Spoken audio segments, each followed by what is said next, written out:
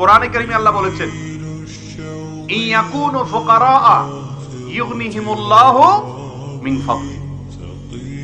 তোমরা তোমাদের অধীনস্থদেরকে বিয়ে শাদী দাও, যদি তারা গরিব হয় বিয়ে করলে আল্লাহ তাআলা বরকত দিবেন, ধনী করে দিবেন। ওমর রাদিয়াল্লাহু তাআলা আনহু বলেছেন, আজাবান লিমান তালাবাল গিনা মিন গায়রি নিকাহ। ওই ব্যক্তিরে দেখে আমার খুব আশ্চর্য হয় যে ধনী হইতে চায় অথচ বিয়ে করে না।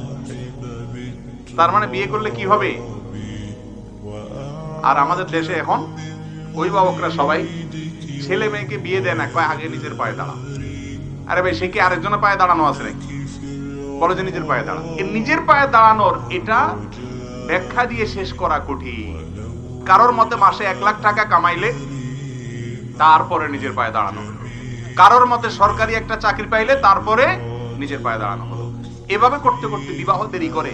বিবাহ দেরি করলে সমাজে জেনা বাড়বে না কমবে? বাড়বে। ভালো করে শুনে রাখেন মুরব্বীরা, নিজের ছেলেকে মেয়েকে সময় মতো বিয়ে দিতে যদি গড়িমসি করেন, তথাকথিত পায়ে দাঁড়ানোর অপেক্ষা করে, মনে রাখবেন ছেলে মেয়ে যদি দেরিতে বিয়ে দেওয়ার কারণে আকাম কুকাম করে গুনাহে লিপ্ত হয়, আপনারা দায়ী থাকবেন মুরব্বীরা, অভিভাবকরা। অতএব বিয়ে বিলম্ব করবেন না, বিয়েকে সহজ করুন, জেনার পথ বন্ধ হবে।